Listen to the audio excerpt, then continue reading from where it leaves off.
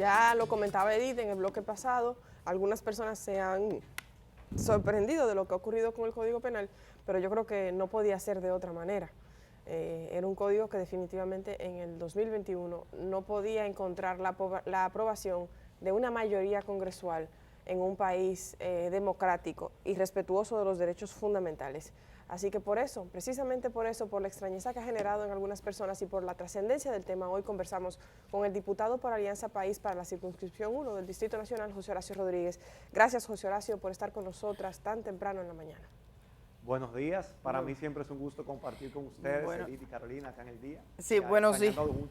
Buenos días, para ponernos al tanto de lo que ocurría, antes de conversar contigo, José Horacio, vamos a ver una historia que resume en parte y luego tú nos cuentas cómo fue que llegamos a este punto. La historia es del periodista Santiago Drullar.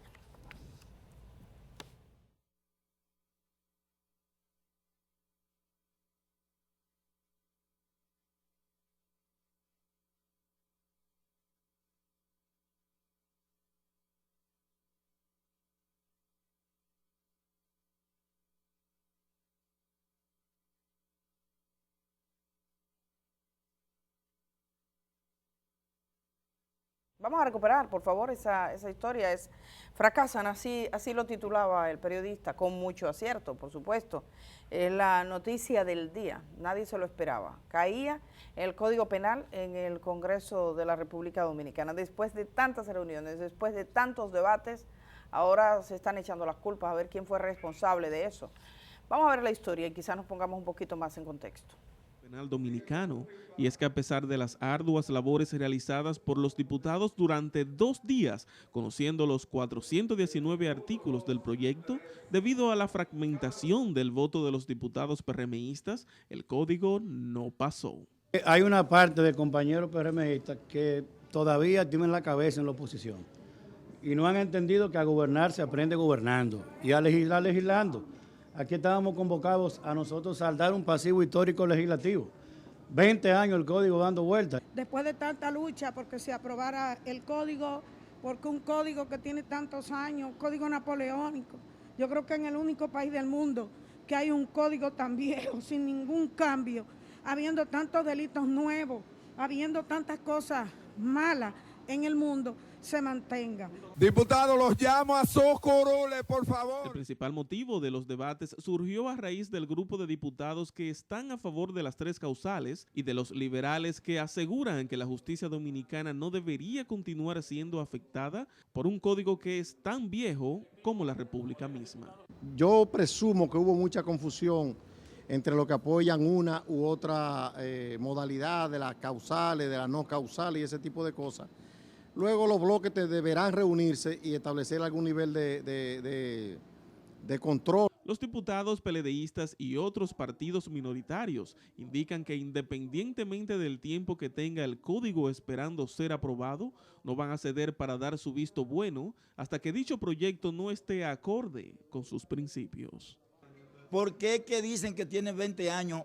No importa, nosotros lo que tenemos, en el caso mío personal, yo lo que tengo aquí en el Congreso son 16 meses. Entonces, si el código para atrás tenía un problema y mi convicción es una, yo no puedo pensar en lo que estaban nosotros pensando. Nosotros estamos defendiendo el derecho que tiene la mujer. Pues no es la mujer del pelo bueno, la mujer del pelo crespo, la mujer blanca, de tez blanca, la mujer de tez morena, no. De la mujer en función de su condición. Nosotros no estábamos conformes con ese informe que hizo la bicameral. Claro que no. ¿Ya el país merece un código nuevo? No, pues sí, pero un código bien hecho. A pesar de votar en 2 ocasiones por el informe de la Comisión Bicameral por petición del presidente de la Cámara de Diputados, Alfredo Pacheco, al citar el artículo 15 del reglamento interno, en ninguno logró obtener la mayoría de las 2/3 partes. Junto con Haití, el Código Penal Dominicano es el más viejo del continente. Data desde el mismo momento en que se realizó la independencia de la República. Lamentablemente, y a pesar del daño que esto le hace a la justicia en el país, no se vislumbra una posible modificación por el momento. Para Telenoticias, Santiago Drullar. Bueno, Carolina, esto fue lo que ocurrió. Sí, yo recuerdo unas declaraciones tuyas, José Horacio, acerca de la incapacidad que hemos tenido, digamos, como sociedad, como país, como Congreso, de encontrar unos puntos de acuerdo sobre los derechos humanos en materia de Código Penal. ¿A eso atribuyes que no haya pasado el Código Penal ayer? Mira, lo primero que debo decir es que ciertamente fue una sorpresa. Fue una sorpresa incluso para quienes estábamos allí en el salón, porque no nos esperábamos ese resultado. Y fue tan, digamos, grande la sorpresa que pasó algo inédito que yo no había visto que pasara antes, que es que se desestimó la votación y se sometió nuevamente a votación. Cuando primero se somete a votación el informe de la comisión bicameral, faltaron 2 votos para que alcanzara las 2/3 partes, por lo tanto quedó rechazado. Y se pidió un reconteo. Ahí sacó todo el mundo su reglamento de la Cámara, porque es una situación que no es común y uno no tiene pendiente de cómo se debe proceder reglamentariamente en un momento como ese. Y nosotros encontramos en el artículo 115 que establece la posibilidad de un reconteo, pero ese reconteo está para cuando la votación se haya hecho a mano alzada.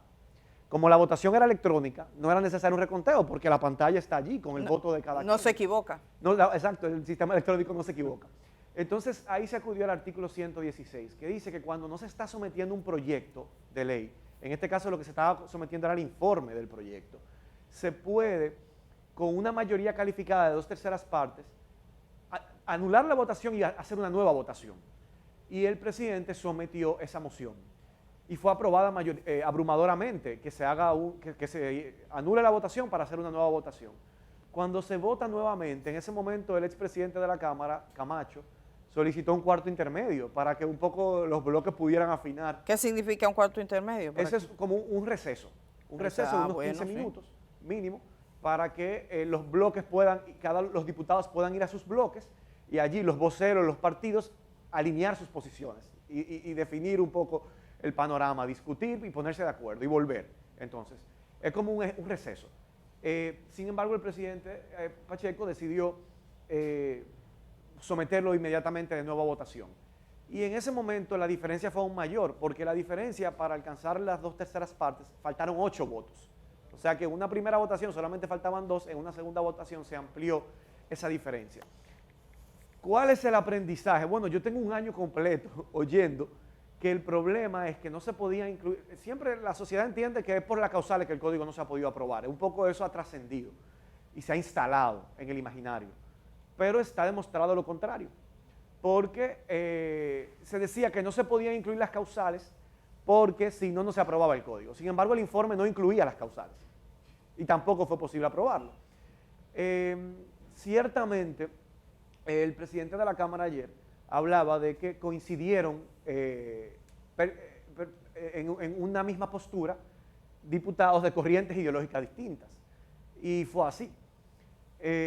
Ustedes saben las razones por las cuales nosotros nos opusimos a ese informe y presentamos un informe disidente público, transparente, donde exponíamos los 5 puntos por los cuales entendíamos que había deficiencias en ese informe, en materia de corrupción, en lo que tenía que ver con la jurisdicción penal militar, y en materia de derechos humanos, en lo que tenía que ver con la discriminación, con las causales, para proteger los derechos a la vida, a la dignidad humana, a la integridad física, a la salud, a la vida de las mujeres y niñas en la República Dominicana, eran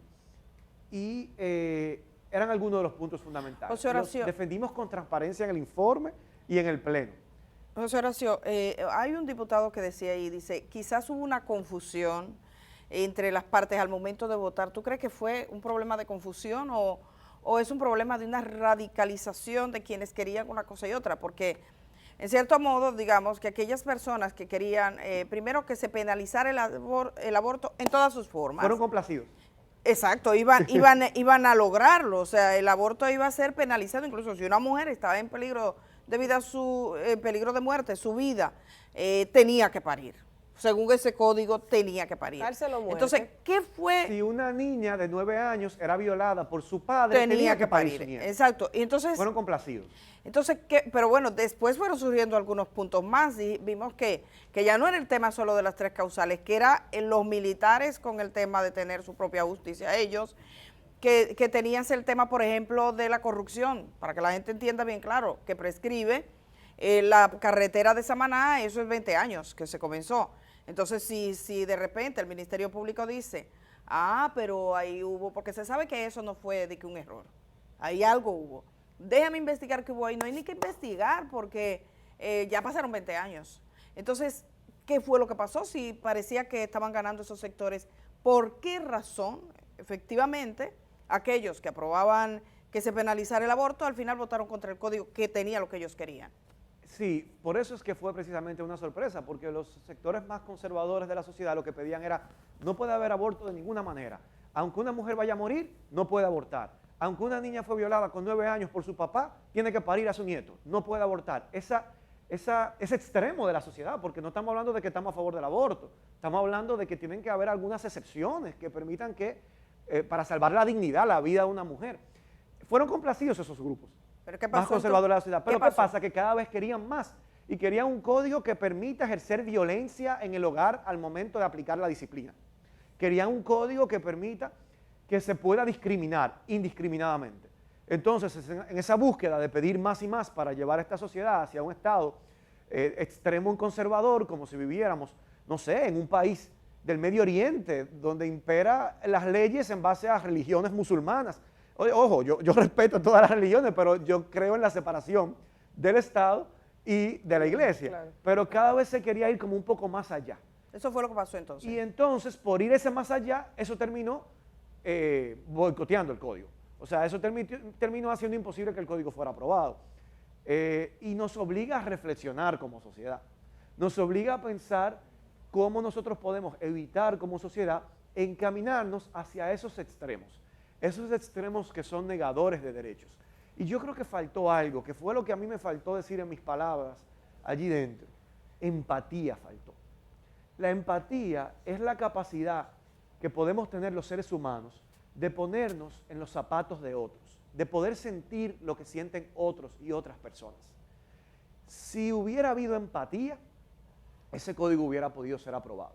Yo no tengo que vivir en mi propia piel una situación para poder entenderla y entonces, por tanto, protegerla y cuidar que a otras personas no puedan ser afectados.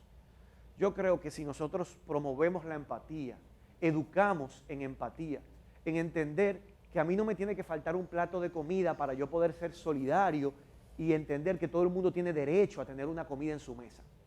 Entender que yo no tengo que ser discriminado para comprender que otros sí lo son y merecen ser protegidos de no discriminación. Entender que yo no me tengo que ver en la piel de una mujer violada, quizá por 5 hombres, humillada, para yo poder comprender su situación.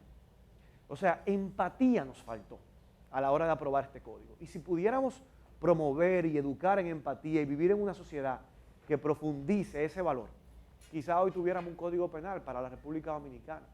¿Cuánto tiempo de trabajo? Tú fuiste parte de la comisión que trabajó, la Comisión de Justicia, que trabajaron mucho, se reunieron a veces todos los legisladores en sesiones extraordinarias. Lo que se ha dejado atrás, lo que se ha caído aquí no es solo la aprobación del Código Penal, es mucho debate, es mucho trabajo, es mucho entrevistar personas, sectores que estuvieron ahí presentes, Suprema Corte de Justicia que reclaman un momento lo recibieron, Procuraduría General de la República, empresariado, iglesias y demás. ¿Cuánto tiempo se ha perdido No acá? que eso signifique que es lamentable que se haya caído, porque la verdad es que dependiendo del contenido, sin importar las horas que se le ponga al trabajo, será lamentable o no que se caiga. Cuéntanos. Pero es frustrante. Si hay una comisión a la que yo le he dedicado más horas de trabajo en estos últimos 16 meses, ha sido esa. Tanto la Comisión de Justicia de la Cámara de Diputados como la Comisión bicameral que estuvo a su cargo el estudio de esta pieza. Largas y largas horas y jornadas de trabajo. Como decías, Edith, ahí nosotros recibimos a todos los sectores de la sociedad, grupos religiosos, iglesias, grupos defensores de los derechos humanos, organizaciones feministas, organizaciones de sociedad civil como FINJUS, organismos internacionales como UNICEF, como PNUD, organismos nacionales como el Ministerio Público, como el CONANI. Se hicieron vistas públicas donde la ciudadanía en general pudo participar y ser escuchada. se agotaron todos los esfuerzos que fueron necesarios y al final no fue posible construir el consenso que se requería. Hay que profundizar en las discusiones, tenemos que ser capaces de construir un consenso y ese consenso requiere mínimos que nos permitan avanzar. Estamos conscientes de que para poder construir esos consensos hay que ceder. Bueno, todos tenemos que ceder. Pacheco dijo que no vuelve a bregar con eso. El código que no vuelve a bregar con eso. Si se caía ya no vuelve. Entonces, ¿hay más gente que esa disposición? ¿Será con otros legisladores en otro periodo? Quizá, pero yo creo importante eso, que en una sociedad nosotros entendemos que entender que hay que ceder y que las leyes no pueden ser un retrato mío, un traje hecho a mi medida. Mira, Aide López en su intervención en el Pleno, antes de ayer, hizo una reflexión que a mí me pareció que yo quiero rescatar. Ella decía, la ley no es un pastel. Ella decía, un pastel es limitado. Y cuando se va acabando, si se reparte entre más personas, el pedazo que me toca a mí es más chiquito. Pero los derechos que están contenidos en una ley no son un pastel que se acaba. Hay derechos para todo el mundo. No se limitan. Todo el mundo puede tener igualdad de derechos.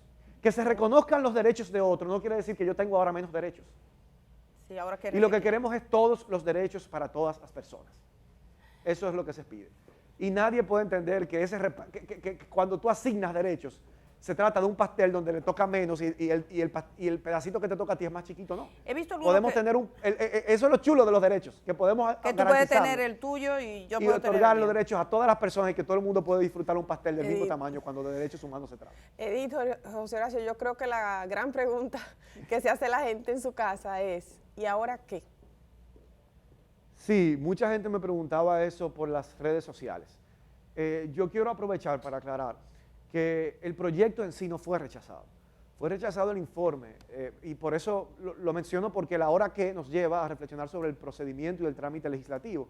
Fue rechazado el informe de la comisión. El informe tiene un contenido idéntico al proyecto. Por lo tanto, se podría entender que fue de alguna manera desestimado ya el proyecto, pero el Pleno de los Diputados formalmente no ha rechazado el proyecto de Código Penal. Por lo tanto, yo creo que además es una oportunidad para hacer algunas aclaraciones en el reglamento de la Cámara. Esto es algo muy poco común. Ha pasado pocas veces que un informe favorable sea rechazado por el Pleno y sobre todo que haya pasado con una pieza tan importante y de tanta relevancia como esta. Por lo tanto, ahí hay que aclarar porque en principio, en la práctica, cuando hay un vacío en el reglamento, uno se puede llevar de la práctica, de lo que se usa, de la costumbre. Y se ha acostumbrado que si el informe se rechaza, automáticamente queda rechazado el proyecto, pero técnicamente el proyecto no ha sido votado. Lo que fue votado fue el informe y se sobreentiende que como el contenido es idéntico al del proyecto, también está siendo rechazado el proyecto, pero técnicamente no se sometió a votación. Pero de uso, el Congreso, una vez esto pasa, ya deja eso ahí. Esa ha sido la costumbre. Bueno, y a juzgar por lo que decía el presidente de la Cámara, es lo que ocurre. O sea, él dijo, si esto no se aprueba, y lo decía con la seguridad de que se estaba cerrando un capítulo. Evidentemente, José Horacio, esto posterga un debate en la República Dominicana. Hay quienes hablan de una posible manipulación. He visto declaraciones en este sentido, manipulación para que esto ocurriese. Tú estuviste en esta comisión, ¿tú crees que esto fue fortuito, que llegó, que nadie se lo esperaba o que alguien trabajó y movió los hilos para que finalmente ese Código Penal se cayera? No, yo no creo que se trató como de una estrategia para que se cayera. Yo sí creo que hubo manipulación en muchos de los discursos, yo creo que hubo desinformación en muchos de los discursos que se presentaron en los debates, porque hay cosas que se dijeron que no es verdad, que son así. O sea, para decir un ejemplo, se dice que se quieren meter con cómo los padres crían a sus hijos. Yo quiero que me digan en qué artículo del Código Penal se intenta inmiscuirse en la modalidad en que los padres crían a sus hijos. En ninguno. Eso es falso. O sea, ahí se está manteniendo un tipo penal que sanciona la violencia intrafamiliar, y ese tipo penal ya existe en el país actualmente, prácticamente igual, y con las leyes actuales se están inmiscuyendo en cómo los padres crían a sus hijos, ¿no? Entonces con este nuevo código tampoco. Entonces ahí yo creo que hay manipulación. Cuando viene un legislador a decir que este código quiere decirme cómo yo tengo que criar a mis hijos. Es falso. Dígame, ¿en qué artículo el proyecto le dice a usted cómo criar a sus hijos? En ninguno.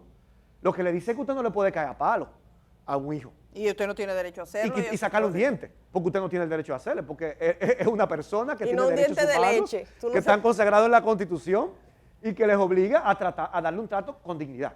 Ahora, José Horacio... Pero eso no tiene que ver con crianza, ya eso es protegiendo la integridad física de todas las personas que el Estado tiene que proteger. Ahora vimos mucho atraso en materia, por ejemplo, de qué consideran algunos legisladores de criar a sus hijos, que consideran que hay que darle palo a los muchachos. Yo la verdad es que me sorprendo muchísimo de esas experiencias, porque creo que eso parte de experiencias particulares y traumáticas que deberían ir al doctor Luis Vergés a hacer consulta. Eso da tiempo ahora, porque no es necesario eso, pensar que para la corrección de un hijo usted tiene que tener ese derecho, tomando en cuenta que aquí, por ejemplo, en el Darío Contreras, en el Hospital Darío Contreras, una de las lesiones más frecuentes que llevan menores de edad es porque hay padres que en los hombros se lo descolocan.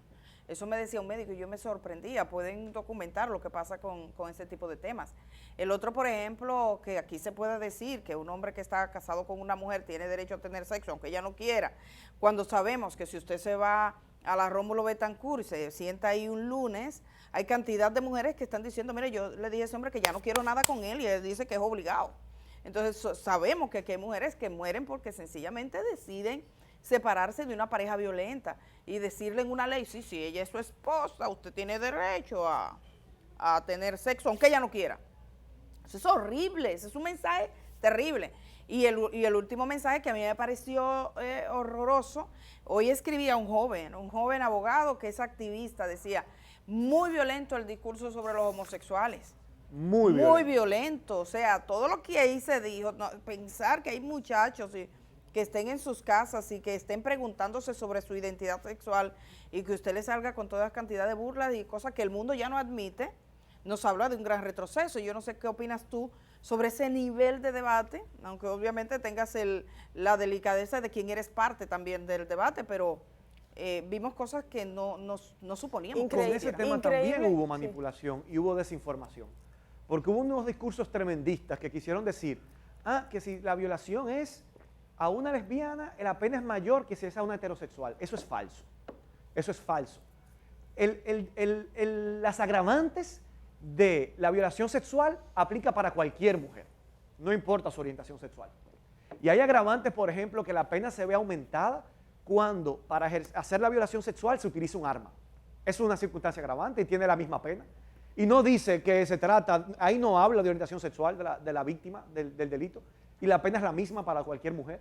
O dice, por ejemplo, que la violación sexual se ve agravada cuando es cometida por varios agresores de manera simultánea, y la pena es agravada y tiene esa pena ampliada, y eso no tiene que ver con cuál es la orientación sexual de la víctima. Entonces se quiso manipular y desinformar, y muchos diputados que quizás no estuvieron en la comisión para poder revisar el texto con detenimiento, con pausa, pueden creer estos discursos que escuchan en el Pleno. Pero eso es mentira. Decir que la pena es mayor por simplemente la orientación sexual. Ese es un motivo de agravante, pero la pena es la misma también para una mujer heterosexual, por ejemplo, que producto de la violación sufre una mutilación permanente. La pena es mayor, entonces hubo mucha desinformación que está basada en un discurso basado en la homofobia, en la aversión a una persona motivada en su orientación sexual. Y por eso decimos, todos los derechos para todas las personas. Una persona no tiene menos derechos por pertenecer a este colectivo porque su orientación sexual sea distinta a la de la mayoría. Y una persona no es anormal por eso, como se dijo en algunos de los discursos. A mí eso me sorprendió muchísimo y me indignó. Oigan, y es difícil tener que oír esos discursos, pero eso es parte de la democracia. Tú tienes que oír las opiniones distintas, aunque no te gusten. Ahora bien, tratar de manera distinta a una persona por un motivo como ese, viola la Constitución de la República, porque viola el principio de igualdad que está contenido en el artículo 39 de la Constitución. Yo creo que es la primera vez que te escucho decir algo con lo que no estoy de acuerdo, José Horacio. Que eso es parte de la democracia. No hay derecho. No hay derecho a eso.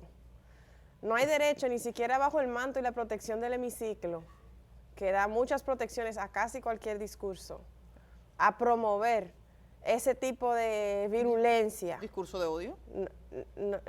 No hay derecho. Yo sé que, claro, como legislador, lo que has querido manifestar es, hay derecho a tener cualquier posición, ¿verdad? Exacto, eso mismo. Pero hay que decirle a esos legisladores que no hay derecho a que un ciudadano o una ciudadana joven que quiere enterarse de lo que pasa en el Congreso de la República tenga que resistir escuchar discurso de odio y de todo tipo de insultos para poderse enterar cómo anda el asunto en el Congreso. No hay derecho a llevar el nivel del debate a ese punto. Yo quisiera, nos tenemos que ir a una pausa. Sobre todo no hay derecho a aplicar eso en las leyes. Claro, porque no, eso eso contraría menos. la Constitución de la República, Claro, así mismo. que consagra el derecho a la igualdad y a la dignidad humana de todas las personas. Nos tenemos que ir a una pausa, José Horacio, pero yo quisiera terminar esta entrevista, digamos que casi con una dinámica, con unas preguntas de sí o no. El proyecto de Código Penal, el informe de ese proyecto, que ayer no logró aprobación, presentaba un avance en materia, recuerda que voy a ver varios temas contigo ahora, en materia de violencia doméstica. En materia de violencia doméstica yo creo que mantiene los parámetros que existen en la actualidad. Y en materia de violación, presentaba un avance. Mantiene también los parámetros que existen más o menos en la actualidad. En materia de corrupción, presentaba un avance. Sí, en materia de corrupción presentaba un avance. ¿Cuál era? Hay nuevos tipos penales que hoy en día no existen. Por ejemplo, el tráfico de influencia no está tipificado en la legislación actual. Hay algunos tipos penales que no existen. Y además, aunque yo luché por la imprescriptibilidad, actualmente los delitos de corrupción prescriben a los 10 años. Y ese código tuvo un avance, precisamente como nosotros estábamos pidiendo imprescriptibilidad, logramos que se aumentara a 20 años, es la imprescriptibilidad. Entonces ahí hay un avance. En materia de derechos de la niñez.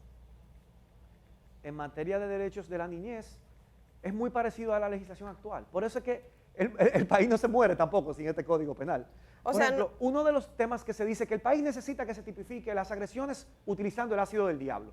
Ese es uno de los tipos penales nuevos, que hoy en día no existen. Pero no quiere decir que esos delitos quedan impunes hoy en día. Es más, hoy en día ese delito tiene una sanción mayor, porque ese delito se sanciona. Hoy con el código de ahora, no con el código que habría sido el nuevo. No, con el código vigente en el país. Porque se sanciona como actos de barbarie. Y los actos de barbarie tienen una sanción en el código vigente, no en el nuevo que se quiera aprobar, en el actual, de 30 años. Y no admite atenuante y no admite pena mayor. Y en el código, en el proyecto, tiene un rango de 20 a 30 años. Ya. El uso del ácido del diablo. O sea que ahí pudiera tener una pena menor. Entonces mucha gente dice, no, si tú no apruebas ese código, tú estás de acuerdo con que una mujer pueda ser víctima de ácido del diablo. No, eso está sancionado en la legislación actual. Es como lo que vimos ahora, que a un papá que violó a su hija durante 6 años le acaban de condenar a 10 años cuando le pueden condenar a 30. Por ejemplo, o sea, a veces no se aplica la posibilidad que tienes. Y por último, que si presenta un avance en materia de derechos de las mujeres. No. Y en materia de grupos vulnerables o marginados. Tampoco. O sea que de todos esos, lo que mencionas, incluyendo violencia doméstica, violación sexual, corrupción, niñez, mujeres y grupos vulnerables o marginados, 6 temas que hemos tratado, en uno representa una prescripción más tarde, digamos, un mayor plazo de prescripción y 2 nuevos tipos que no aplicarían para la corrupción pasada, sino para el porvenir. Exacto. Y si se hubiese aprobado el código, como parece Bonita, que moderno. como parece iba, 20 años era el tiempo para poder perseguir a los corruptos. Era 20 años, iban a ganar. O sea, en el código que se iba a aprobar, los corruptos ganaban. Porque, por ejemplo, el peaje sombra, todo lo que tiene que ver con esa carretera. La jurisdicción eso pasa 20 militar. años, para que tengan la idea. Y la jurisdicción Eso militar. es un retroceso porque ya eso había sido superado con la aprobación del Código Procesal Penal. Había quedado atrás. El artículo 57 del Código Procesal Penal había establecido la universalidad de la jurisdicción penal para todas las personas. Nos en encanta, contraste con el Código Criminal. Nos encanta hablar contigo, pudiéramos amanecer, pero tenemos que irnos.